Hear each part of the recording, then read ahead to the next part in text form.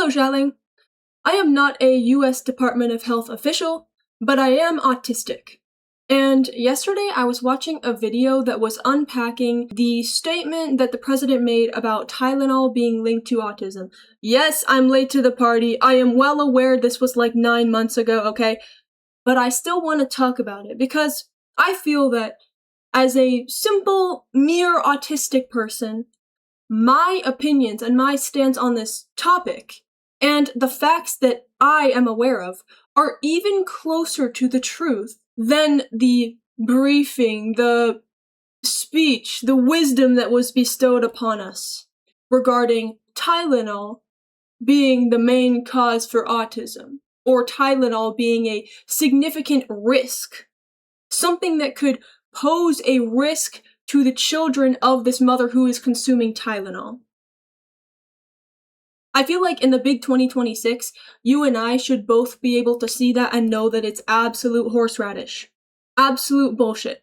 But somehow, that's not the case. Somehow there are many people who will look at that statement and believe it. Which is just, I mean, okay. Everybody's entitled to their own beliefs, I think. Even if they're stupid.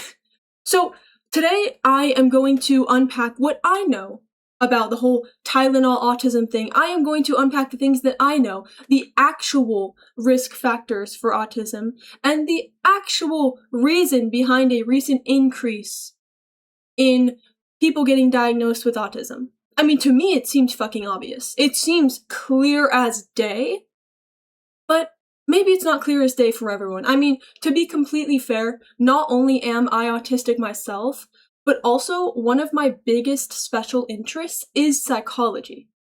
And, more specifically, I really enjoy learning about autism specifically. So, it shouldn't come as a surprise that I understand slightly more about this than the average person, and maybe I should have some grace. And I would like to sit down here with you as a mere, not professional, but just a mere autistic person, and tell you what I know about the recent increase in people getting diagnosed with autism. So why don't we start out this journey with me showing you the absolute wisdom, the esoteric knowledge that was dropped upon us by the president. Don't take Tylenol. Don't take it. Fight like hell not to take it. First, effective immediately, the FDA will be notifying physicians that the use of... well, let's see how we say that. Acetaminophen. Is that okay? Tylenol during pregnancy can be associated with a very increased risk of autism. So this statement reminds me of an age-old lesson that I learned back in my high school AP psychology class. And that lesson is something that is crucial to remember in the field of statistics, in the field of research. And that is, correlation does not equal causation. Now, this may be extremely mind-blowing to you, so please sit down if you are not seated already. This is going to be a tough pill to swallow. But, upon further inspection, actual qualified people, not me, not the president, not RFK, actual qualified professionals upon further inspection into the data that suggested that Tylenol was linked with autism, found that it was just a correlation and not a causation. And as the scale of the research was broadened and sibling studies were brought into play, having a sort of controlled factor by studying one singular mother, one singular parent, rather than trying to compare across parents with so many moving parts and different variables, you can get a lot more accurate of a result. You can get a lot closer to the truth by studying individual parents and their respective children, if that makes sense. So upon further inspection, it was discovered that there is likely no causal relationship between Tylenol and autism. I know, that was just mind-blowing. Now that we've gotten that out of the way, because I'm sure you didn't go into this video expecting any other take to come out of my mouth aside from that is some horseradish, I'm going to share with you what I believe to be some of the actual causes for the recent increase in autism diagnoses? So, number one. Wait, no, pause. I was watching Hank Green's video that explains this entire phenomenon, and it was lovely. But one thing that he didn't really talk about was the increase in awareness, the increase in communication, in education regarding autism. Go onto any social media platform, go onto Instagram, go onto TikTok, go onto YouTube, and look up autism. I guarantee you that as the years have progressed, the number of results that you can find and the number of people that are getting reached by these autism-focused videos, media, is going like this. More and more people know about autism, so I'll paint a little picture for you to illustrate what I'm trying to argue here. Imagine you have somebody 20 years ago that is autistic, but they're not familiar with autism, they don't really have a good grasp of what it is, and their entire life they've just thought, yeah, I'm just a little awkward, I just have very particular interests, I'm a bit lazy in some areas, I struggle with some things, whatever, I'm just a little different. And because they're not educated, because they maybe don't even know what autism is, they're much less likely to seek out or even consider a diagnosis. Whereas today, because there are so many more resources available, so many videos, whether they be unfortunately inaccurate or accurate, there's just so much media out there, so much more conversation around autism that any given person is more likely to know what it is, they're more likely to have a general understanding of what it looks like, and they're more likely to know that autism is broader than just profoundly autistic people. Because another thing that has happened in recent years that Hank Green actually talked about is that the diagnostic criteria for autism was widened. More and more level 1 autistic people that could be called high level or low level? High functioning autism. I prefer to call it high masking, low support needs autism, or even Asperger's, which is a term that is not accurate and I don't use, but all of those terms are basically referencing the same thing. And it's people that in the past didn't look autistic enough to get a diagnosis.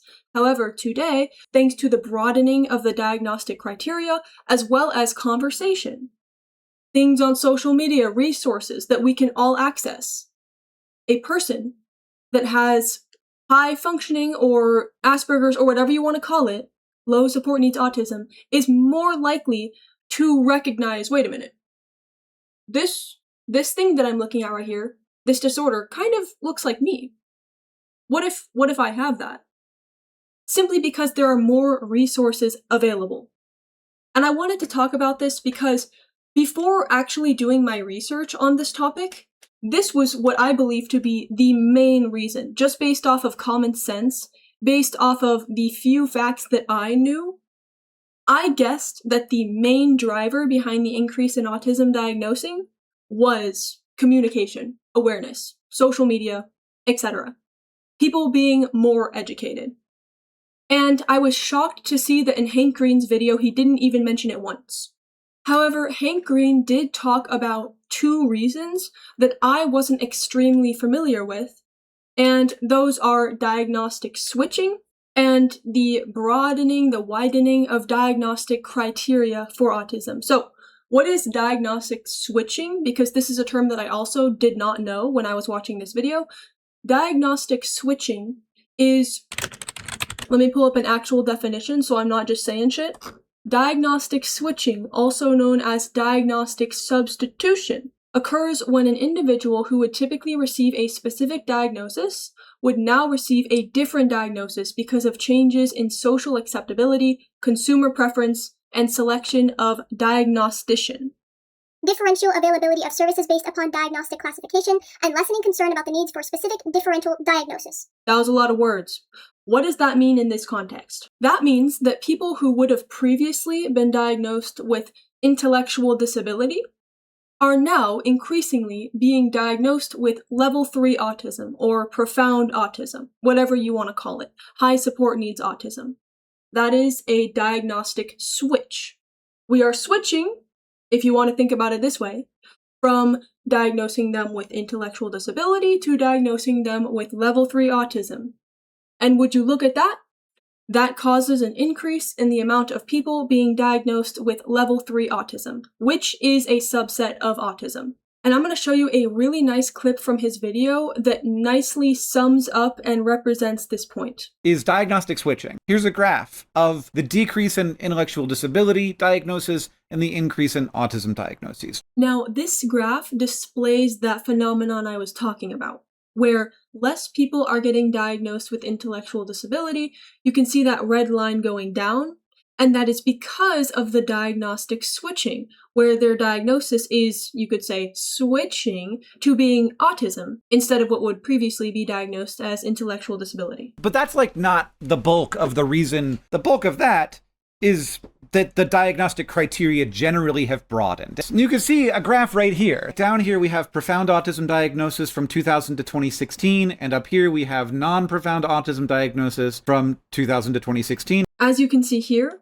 the number of profoundly autistic children aged 8 years increased from 2.7 to 4.6. So, as you can see on this graph, the number of children aged 8 years oh my god. I'm recording this voiceover and my boyfriend Dev is literally twerking in the video call that we're in. Like, I'm muted and deafened, but he's literally twerking right now. He's trying to get my attention.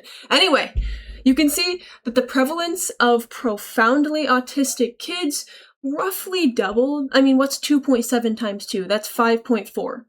And it increased to 4.6, so it almost doubled. But the prevalence of non-profoundly autistic kids skyrocketed. It beyond doubled. It tripled and quadrupled even. So this shows that there was an even greater increase of non-profoundly autistic children, which demonstrates the concept that I was referring to, the concept of diagnostic widening, the widening of diagnostic criteria, which makes it easier for people who are low support needs or, quote, high-functioning autistic to get diagnosed, to be included in that diagnosis. Diagnostic switching and the widening of the diagnostic criteria. Does that make sense? And you may be wondering how did the diagnostic criteria widen? Well, the publishing of the DSM-5 was one of the things that helped it to widen. It introduced different metrics, different symptoms, different boxes that had to be checked that allowed more people to get properly diagnosed. Also, this is another thing that wasn't really mentioned in Hank Green's video, but one thing that I am very passionate about, which is that minorities have a more difficult time getting properly diagnosed. It is much more likely that a cis man going in to get diagnosed for autism will be properly diagnosed than it is that a cis woman going in to get diagnosed will be properly diagnosed. Cis men are the most likely to be properly diagnosed with autism. According to Autism Speaks, 1 in 45 adults in the US have autism. In the US, about 4 in 100 boys and 1 in 100 girls have autism. That is not because cis men are more likely to have autism. Autism does not have a gender. Everybody is equally likely to have autism. That is because there is an imbalance in the process of diagnosing. That is because more girls and more women and more non-cis men are going undiagnosed or misdiagnosed. So another thing that I think may contribute to the increase in autism diagnosing is the fact that these groups, women, minorities, people who in the past weren't studied as much in the realm of autism, people other than cis boys, are being studied more. As this field realizes that autism is not just a disorder for children, it is not mainly prevalent in men. We need to be studying all demographics because all demographics have it, and all demographics deserve to be represented and to receive proper diagnoses when they seek them out.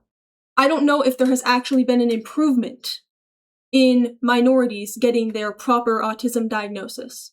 What I do know is that there was an imbalance, and I would hope that that imbalance, where cis men are much more likely to be properly diagnosed, I would hope that that is improving. Anyway, why don't I review the facts? Let me see if I can remember them all. First reason that I believe is behind the increase in autism is communication, education, awareness of autism. Second reason, diagnostic switching. People who used to be diagnosed as intellectually disabled are now diagnosed as profoundly autistic.